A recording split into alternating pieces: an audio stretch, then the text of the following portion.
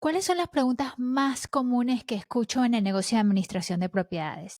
Ya sea de inversionistas, de realtors o ya de property managers en el negocio de administración de propiedades.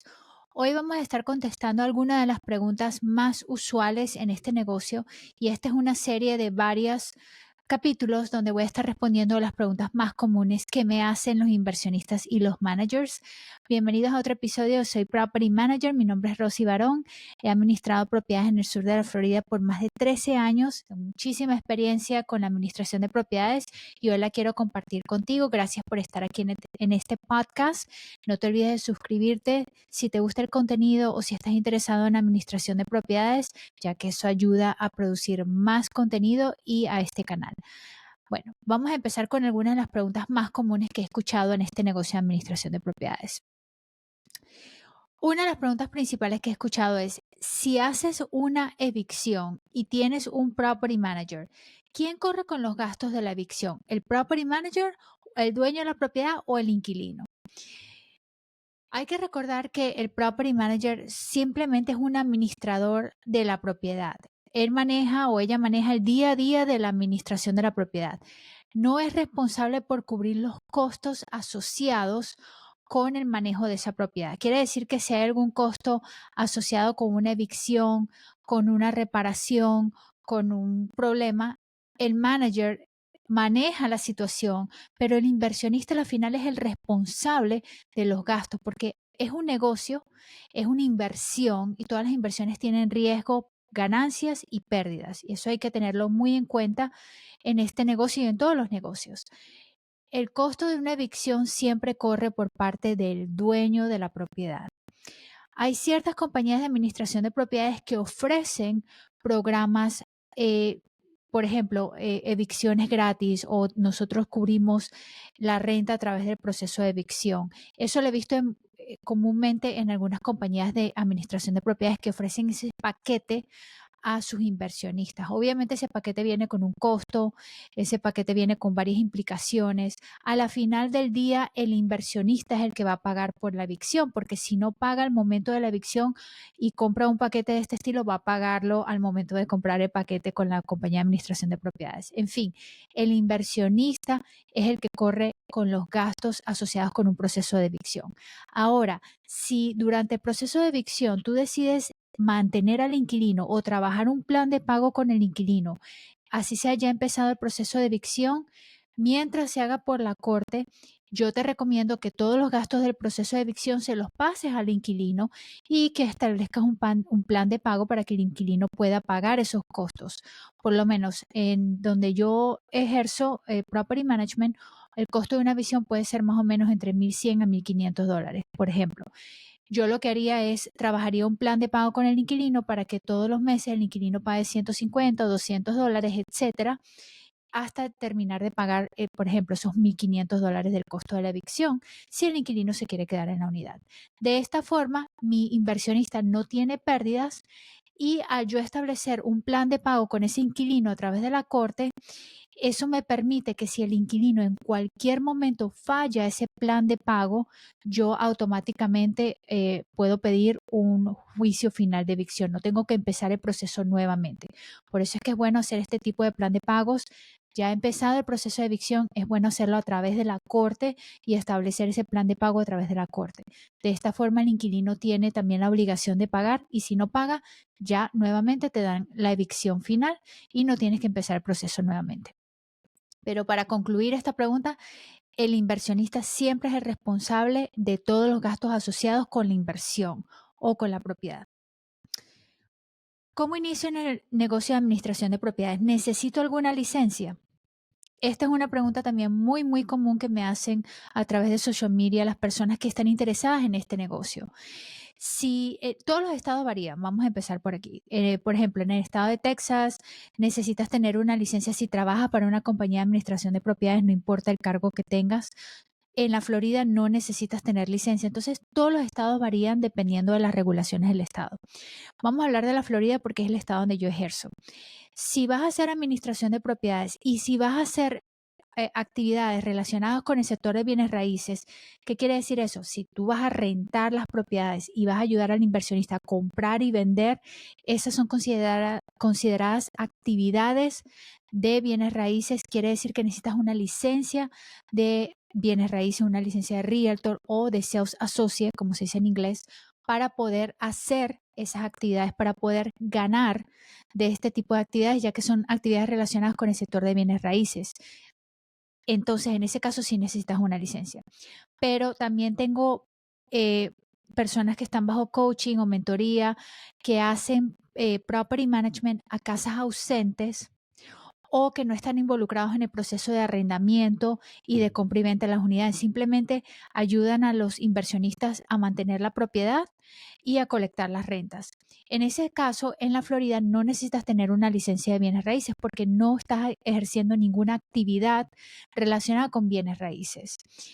Pero obviamente te recomiendo que la tengas. Primero porque es generalmente fácil de obtener, la puedes hasta tomar en español. Y segundo porque te va a abrir el campo y te va a abrir los parámetros para ejercer y hacer muchas más cosas en el sector de bienes raíces. Yo he vendido, he ayudado a mis clientes a comprar y vender propiedades, portafolios de propiedades. Te estoy hablando de 20, 30, 40, 50 unidades a la vez, o sea, millones y millones de dólares en una sola transacción, al mismo tiempo administrando esas propiedades, vendiendo esas propiedades. Entonces me ha generado muchas ganancias a través de mi carrera y por eso te recomiendo que si estás considerando este negocio 100%, puede ser que entres sin la licencia, pero eventualmente considera sacarla porque es un muy buen recurso para ti. Ok, otra pregunta. ¿Cómo puedo hacer una evicción si la propiedad, el inquilino no está manteniendo la propiedad? ¿Cómo puedo hacerle una evicción al inquilino por falta de mantenimiento?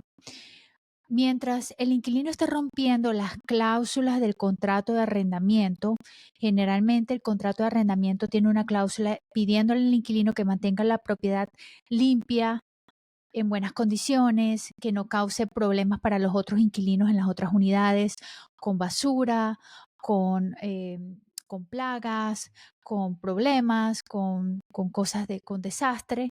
Entonces, mientras el inquilino, si el inquilino rompe cualquier parte del contrato de arrendamiento, no solamente tiene que ser que la propiedad no la está cuidando, puede ser que el inquilino tenga más personas viviendo en la unidad que lo que está en el contrato de arrendamiento, tenga mascotas que no están autorizadas a estar allí, no están autorizadas bajo el contrato de arrendamiento, en fin, muchas otras cosas. Mientras el inquilino esté rompiendo partes del contrato de arrendamiento, de esta forma puedes empezar un proceso de evicción con el inquilino.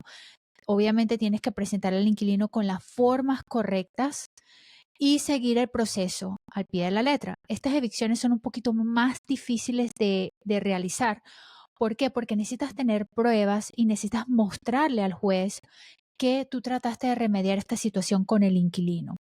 ¿Qué quiero decir eso? Si el inquilino tiene basura y tú quieres, no te está corrigiendo el problema, sigue acumulando basura, sigue sacando basura a la calle, te están dando violaciones de código a través de la ciudad, etcétera. Si tienes este tipo de problemas, pues te recomiendo que le des las noticias, que documentes con fotos, con mensajes de texto al inquilino, con fotos de las noticias que le estás poniendo al inquilino, para mostrarle al juez que tú trataste de remediar esta situación ya por varias semanas con el inquilino o meses y el inquilino no ha hecho nada para remediar la situación. Entonces, en este proceso sí podrías empezar un proceso de evicción. Nuevamente, esos procesos de evicción son un poquito más largos, se tardan más y tienes que tener muchas más pruebas. ¿Por qué son más largos? En la Florida, generalmente, cuando haces un proceso de evicción por falta de pago, es bien fácil. No pagaste la renta, aquí está la prueba de que no pagaste, aquí está la noticia. Si el inquilino no responde, ya, ya, ese es todo, no hay más nada que discutir. En cambio, cuando tú estás haciendo una evicción por falta de limpieza, por mascotas que no están autorizadas, por personas que no están autorizadas en la unidad, el juez generalmente no va a firmar la evicción, generalmente llama al inquilino para que vaya a presentar su caso y generalmente este tipo de evicciones termina en una mediación, por eso tardan un poco más y son un poquito más costosas y tienes que tener muchas más pruebas para demostrar que tú trataste de remediar la situación y que el inquilino sigue rompiendo la cláusula del contrato de arrendamiento y que, sobre todo si está creando un problema para los demás residentes del edificio, si tienes unidades multifamiliares y tienes otros inquilinos y esto le está afectando a los otros inquilinos, eso puede ser una gran herramienta a tu favor para agilizar y para terminar el proceso de evicción con el inquilino. Pero nuevamente, lo más importante en este tipo de evicciones es tener las pruebas y poner las noticias correctas y mostrar que tú de verdad trataste de mitigar esta situación directamente con el inquilino, pero él no está obedeciendo las pruebas del contrato de arrendamiento.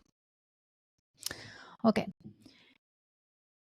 Si un tenant o un inquilino muere o fallece adentro de la unidad de arrendamiento o afuera o donde sea, ¿qué pasa con el contrato de arrendamiento? ¿Lo puedes eh, enforzar? La mayoría de los contratos de arrendamiento sí tienen una cláusula donde se sucede a los sucesores de ese inquilino. Por ejemplo, si si el inquilino fallece, este contrato sigue o sea, las personas que le siguen al inquilino serían responsables del resto de la renta, del contrato. Pero yo te digo que yo he tenido muchísimos inquilinos fallecidos en mis unidades de renta afuera y adentro, y yo nunca he forzado el contrato más allá del mes donde pasó el suceso. ¿Por qué? Porque estas personas, sobre todo en el tipo de rango de precio donde yo trabajo, vamos a decir de $2,500 y menos, estas personas generalmente no tienen muchos recursos, los familiares no tienen recursos. Entonces, enforzar un contrato de arrendamiento a una persona que ya falleció, a una familia que de repente está pasando un proceso muy difícil, eh, no lo veo correctamente yo éticamente para yo demandar a esa familia para que me paguen el resto de la renta. Generalmente en estas situaciones nosotros, el dueño de la propiedad se queda con el depósito, nosotros tratamos de mitigar la situación lo más rápido posible para que las cosas y las pertenencias del inquilino sean evacuadas de la propiedad para nosotros poderla rentar lo más rápido posible. O sea, tratamos nuestro propósito es tratar de agilizar el proceso para poder rentar la unidad nuevamente. Ese es el propósito y el objetivo número uno cuando pasa este tipo de situaciones. En realidad, hacer a los sucesores del inquilino, a las personas que el inquilino deje a cargo de sus pertenencias, responsables de un contrato de arrendamiento, nuevamente a mí no me parece que es correcto éticamente para mí. Y generalmente esa es la recomendación que le hago a mis inversionistas. Estas personas generalmente no tienen muchos recursos y pues sería difícil enforzar este tipo de situación. Tendrías que demandar a la familia, cómo va a ver el juez eso. O sea, es mucha complicación. Es más fácil tratar de eh, sacar todas las cosas de la unidad y tratar de rentarla lo más rápido posible. Porque a la final el inversionista lo que quiere es que le entre su renta todos los meses. No le importa quién está pagando la renta, si el inquilino es este o es aquel. El inversionista, la inversionista lo único que quiere es colectar sus ganancias mensualmente. Entonces, a través de un proceso de demanda, no solamente eso le va a costar dinero al inversionista, va a costar tiempo, de repente no puedes rentar la unidad porque si estás enforzando un contrato de arrendamiento, durante ese proceso no puedes de repente poner otro inquilino allí. Hay muchas implicaciones y puede ir de muchas formas diferentes. Mi recomendación es que trates de mitigar el contrato, trates de sacar todas las cosas del inquilino lo más rápido posible con la ayuda de la familia y trates de rentar la unidad lo más rápido posible. Si estás hablando de rentas de $20,000, $25,000 mensuales, ya tiene otro tipo de implicaciones porque ya estás hablando de mucho más dinero mensualmente, muchos más gastos, etcétera. Y generalmente ese tipo de inquilinos tiene cosas materiales, tiene assets, tiene cuentas bancarias con mucho dinero, entonces generalmente ya es otro tipo de situación. Pero para el inversionista común, con una unidad de 1,500, 2,000, $3,000, en realidad no vale la pena pelearse legalmente con la familia de un inquilino que ha fallecido para tratar de enforzar un contrato de arrendamiento. Entonces, nuevamente, para contestar esta pregunta, todo depende de tu contrato de arrendamiento, pero mi recomendación es que trates de sacar las cosas lo más rápido posible y trates de rentar la propiedad para poner un inquilino allí que vaya a pagar la renta. Ok. Y una última pregunta. ¿Cuánto cobras por una mascota que no es un service animal? Hay que estar claro que hay hay tres tipos de mascotas o de de situaciones cuando estás hablando de mascotas, de perritos, de gatitos, etc. Estás hablando de service animals, emotional support animals y mascotas regulares. Service animals o animales de servicio son animales que han sido entrenados para un task específico, ya si sea que la persona tiene epilepsia, está ciego, necesita ese animal para poder cumplir sus funciones diarias. ¿Ok? A ese tipo de mascota no es considerado un animal. No se puede tocar el tema de que es un animal ni que es una mascota, porque no es una mascota, es una herramienta para el inquilino. ¿Ok? Para las funciones del inquilino. El 2 es el emotional support, que en muchos estados varía cómo lo manejas, pero es una clase protegida porque estás hablando de disability. Entonces, en ese tipo de situaciones no cobramos ningún tipo de fee. Y obviamente después tienen las mascotas regulares que no son ni emotional support ni service de servicio ni de emocional. Ya eso sí cobramos un fee inicial y generalmente cobramos una renta mensual al inquilino. Puede ser $10, $15, dependiendo del tipo de mascota y cuántas mascotas tengan.